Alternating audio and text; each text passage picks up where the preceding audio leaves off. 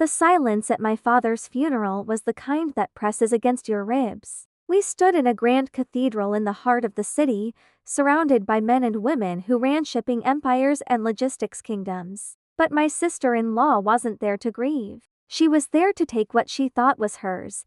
Before the priest could even close his prayer book, she snatched the microphone from his hand, her voice cut through the heavy air like a blade. She announced that my brother Marcus was now the rightful CEO of our family's $600 million company. She smiled wide, scanning the room for applause, for validation, for witnesses to her coronation, and that's when it happened.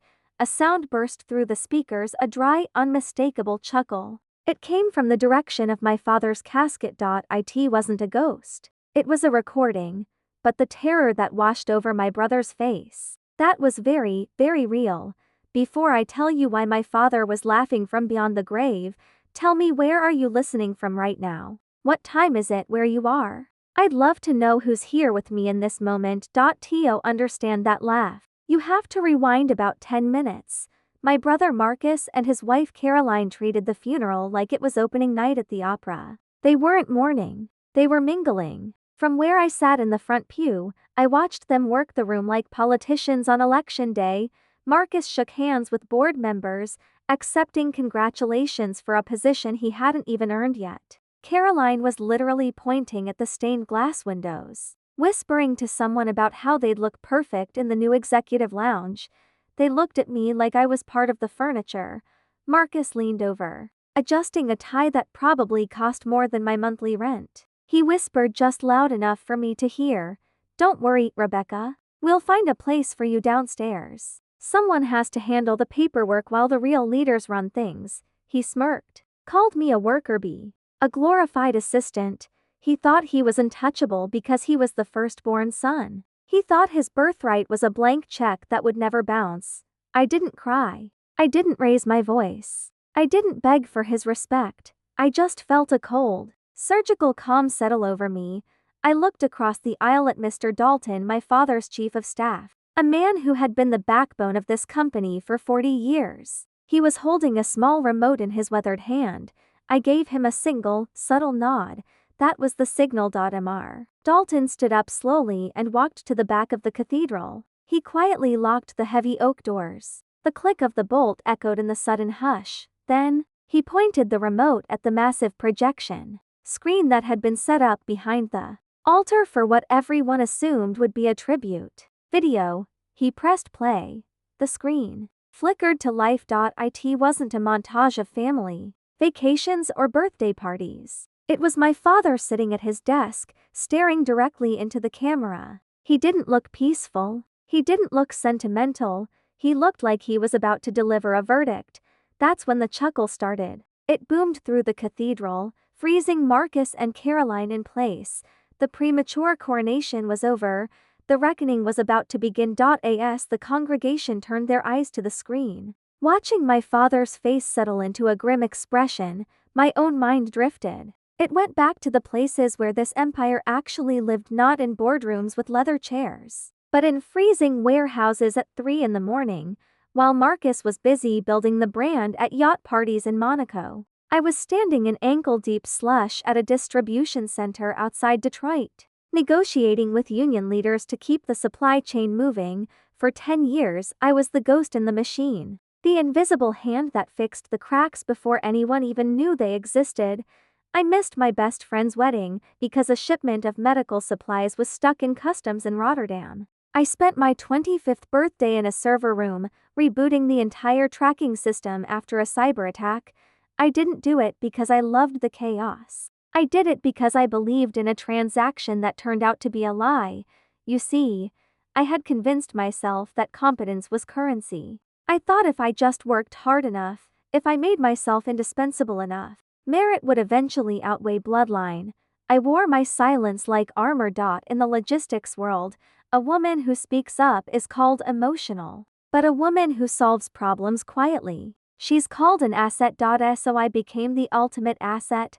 I audited fuel costs. I streamlined shipping routes. I saved the company $12 million in operational waste in a single year. I told myself this was dignity. I told myself I was honoring the family name. What I didn't realize was that I was forging my own. Chains links made of duty and silence and the belief that loyalty would eventually be recognized. I thought my father saw me. I thought he understood that while Marcus was the face of the company, I was the engine. But sitting in that pew, watching Caroline clutch her pearls, I realized something. My silence hadn't been strategy. It had been permission. By not demanding credit, I had given them permission to erase me. I had allowed them to treat my work like it was air, invisible, expected, taken for granted. I wasn't their partner. I was their infrastructure. You don't thank the foundation of a building for holding up the walls. You just assume it will always be there, and that assumption was their fatal mistake. They thought my silence meant submission. They thought I was quiet because I was weak. They didn't understand that I was quiet because I was keeping score. Every missed holiday, every stolen idea, every time Marcus took credit for a deal I closed, it was all logged, recorded, stored. I wasn't just working. I was accumulating evidence in a ledger they couldn't see. And now, looking at my father's face on that screen, I knew he had been keeping score too.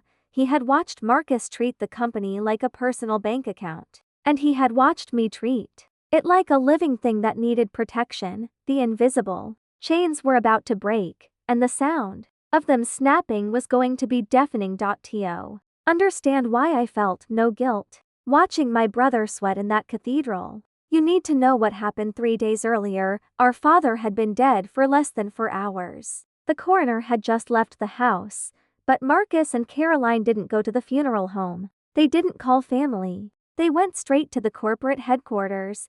I was already there, sitting in my father's office with Mr. Dalton, trying to stabilize the stock price and reassure our international partners that the company wasn't going to collapse. We were grieving, but we were working, because that's what this job demands. Then the elevator doors opened and the circus arrived. Marcus walked in like he'd just conquered a small country. He wasn't wearing black. He was wearing a navy suit that screamed new money and zero respect. He didn't ask about funeral arrangements. He didn't ask about the employees. He walked straight to the massive oak desk my father had built with his own hands and ran his finger along the edge, like he was inspecting it for dust. "This has to go," he said. "It's too rustic. I want glass. I want chrome. I want something that says visionary." Caroline was right behind him, tapping on her phone. She wasn't calling relatives. She was calling an interior designer. "We need to gut this entire floor," she announced, her voice echoing in the quiet. "It smells like old men and diesel fuel. We need a private lounge, a wet bar, maybe a helipad on the roof. Marcus deserves an entrance." Mr. Dalton stood up. His face was gray with grief, but he tried to be the voice of reason. He told them we had a liquidity crisis to manage. He told them the drivers were worried about their pensions. Marcus laughed. He actually laughed. He looked at Mr. Dalton, a man who had taught him how to tie his shoes, and said, "Relax. You're barely going to be here. We need fresh blood. You're old news. Consider this your notice." Then he turned to me. I was holding a stack of urgent shipping manifests. Marcus plucked them from my hands and tossed them onto the floor like they were junk mail. "And you, Rebecca?" he said with a sneer. "We need a real face for this company. Someone with presence. You can stay on to handle the filing and the coffee orders. You're good at the boring stuff. You're like a glorified secretary, right? Just keep the lights on while I spend the profits." They spent the next hour talking about liquidating the trucking fleet to buy a villa in Italy because remote work is the future. They were talking about dismantling a 50-year legacy to fund a permanent vacation. They were paper royalty. They thought the title gave them power. They didn't understand that power comes from the respect of the people you lead, and in 60 minutes, they had lost every ounce of it. I didn't argue with them. I picked up the papers from the floor. I organized them into a neat pile. I looked at Mr. Dalton and I saw the fire in his eyes. That was the moment the plan was born. They wanted the crown? Fine. They could have it, but they were about to find out that the crown they were stealing was made of lead, and it was going to drag them straight to the bottom. The video on the screen didn't soften into sentiment. It didn't cut to family memories or heartfelt goodbyes. Instead, my father leaned back in his leather chair, crossed his arms, and the camera zoomed in on his eyes. They were hard, unyielding, the eyes of a man who had stared down strikes and supply chain collapses for 40 years. He cleared his throat, and the sound reverberated through the cathedral like a gavel striking a bench. "Marcus," his recorded voice boomed, "you've spent the last 10 years waiting for this moment. Waiting for me to die so you could finally stop asking for permission and start spending the principal." The image shifted. The video feed shrank to the corner, replaced by a high-resolution image of a massive spreadsheet. The rows were color-coded in red. It was a ledger. A ledger of failures. "Let's review the portfolio," my father narrated, his voice dry and clinical. Item 1.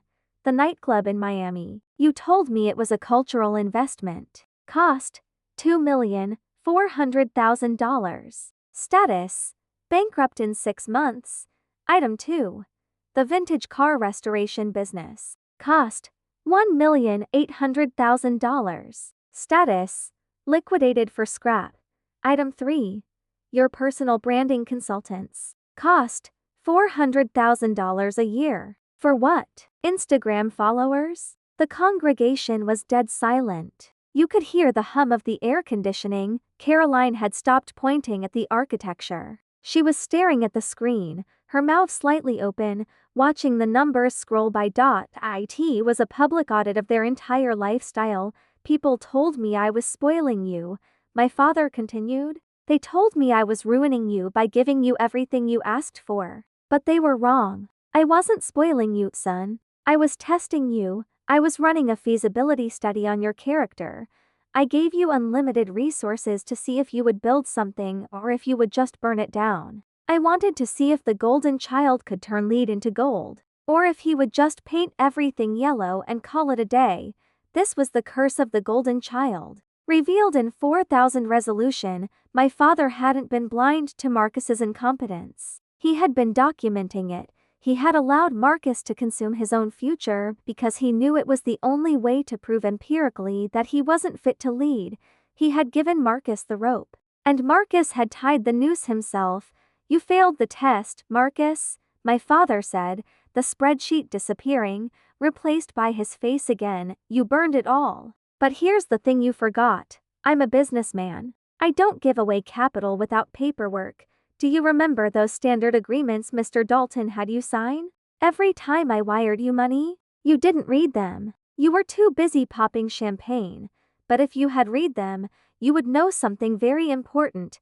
My father smiled on the screen, a cold, terrifying expression. "Those weren't gifts, Marcus. They were loans. Loans against your inheritance. And according to my math, you've already spent every single dime."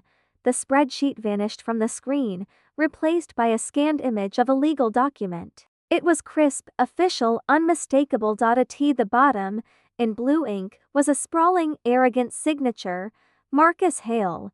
My brother leaned forward in the pew, squinting. I saw the exact moment recognition hit him. His jaw dropped. His hands started to shake. 5 years ago, my father's voice intoned, "You needed bail money for that incident in Monaco. You needed it fast, and you needed it quiet. You signed this promissory note and equity transfer agreement.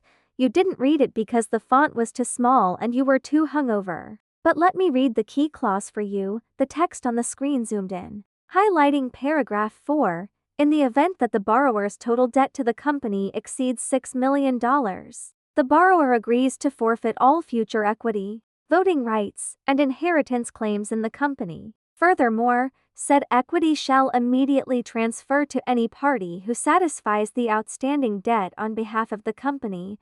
The silence in the cathedral was absolute. You could have heard a heartbeat. My father paused on the video, letting the legal language sink in.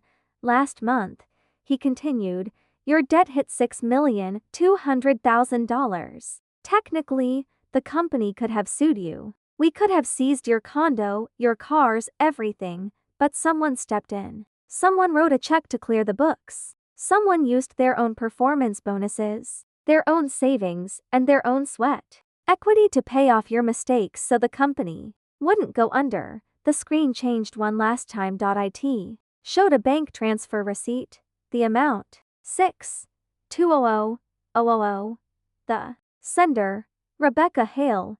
You didn't inherit the company, son, my father said, his voice dropping to a whisper that felt like a shout. You sold it. You sold it piece by piece, drink by drink, mistake by mistake. And your sister bought it. She didn't just inherit this empire. She purchased it at full market value. She owns your shares. She owns your vote. She owns the chair you're sitting in right now. I watched Caroline turn to Marcus. The look on her face wasn't love. It wasn't concern. It was the look of a woman realizing she had bet everything on a horse that had already been put down.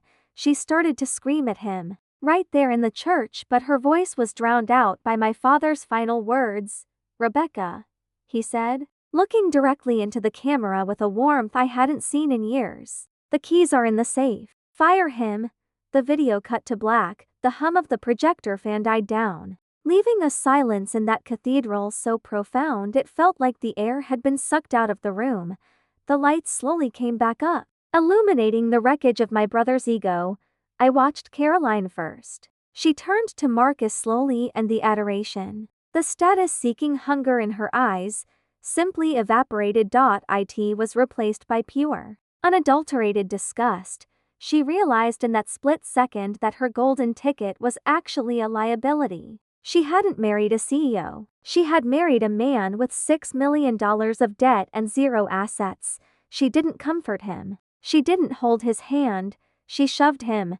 You lied to me, she hissed, her voice cracking the silence. You told me it was done. You told me the money was yours. Marcus ignored her. He scrambled out of the pew and ran toward me. His face was pale, slick with sweat. He looked at me. And for the first time in his life, I didn't see arrogance. I saw panic. He tried to grab my hand, but I stepped back. Rebecca, he stammered, his voice trembling. This is a joke, right? Dad was sick. He wasn't thinking straight. You can't actually do this. We're family. You can't fire family. I looked at him, really looked at him, and I realized something profound. For years, I had been intimidated by him and Caroline. They walked with such confidence. They spoke with such authority. But now, standing there with his inheritance stripped away, he looked small. He looked like a child wearing a costume he couldn't afford. It occurred to me then that their power had never been real. It was rented. Their entire identity was a subscription service paid for by my father's money, and the subscription had just expired, without the wallet to prop them up. There was no person left. I reached into my purse and pulled out a single thick envelope. I didn't yell. I didn't lecture him. I didn't give him the satisfaction of an emotional reaction. I simply held it out. This isn't a joke, Marcus, I said, my voice steady and clear. This is a termination notice. Effective immediately. Mr. Dalton has already deactivated your key cards and revoked your access to the company accounts. He stared at the envelope like it was a live grenade, and inside, I continued, is a repayment schedule for the remaining $200,000 you still owe the estate. I expect the first payment on the 1st of the month. Don't be late. He tried to speak, but no words came out. He just stood there, a king without a kingdom, while the board members behind us began to check their watches, ready to get back to work. Walking out of the cathedral felt different than walking in. The air seemed cleaner. The sun seemed brighter. Mr. Dalton was waiting by the car, the back door already open. For 20 years, he had held that door for my father. Today, he held it for me.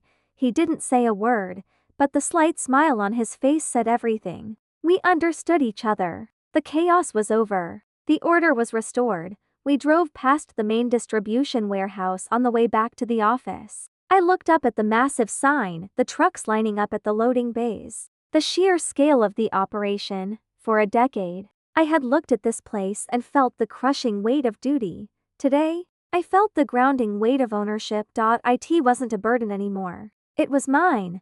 I had bought it with sleepless nights and missed holidays, and I had the receipt to prove it. My phone buzzed on the seat beside me. It was a notification that Caroline had filed for divorce. I swiped it away, then a call from Marcus. I blocked the number. I didn't feel guilty. I felt efficient. I had cut the dead weight from the supply chain. That night, I didn't toss and turn. I didn't worry about what Marcus would destroy next. I slept soundly, knowing that the empire was finally safe in the hands of the one person who knew how to carry it. The next morning, I walked into the office at 6 a.m. not because I had to, but because I wanted to. The security guard at the front desk stood up straighter when he saw me. "Morning, Miss Hale," he said, and there was respect in his voice. Real respect. Not the polite acknowledgement of someone's last name, but the earned respect of someone who had seen me work. I took the elevator to the top floor. My father's office, my office now, was exactly as he'd left it. The oak desk, the maps on the wall, the faint smell of coffee and old leather. I sat down in the chair, and for the first time in my life, it didn't feel like I was borrowing it. T felt like it had been waiting for me all along. Mr. Dalton knocked softly on the door and stepped inside. He was holding a leather-bound folder. "The board meeting is at 9, he said. "They're expecting you to present the 5-year plan." I smiled. "I've had it ready for 3 years. They just didn't know it." He nodded, that same quiet smile on his face. "Your father would be proud."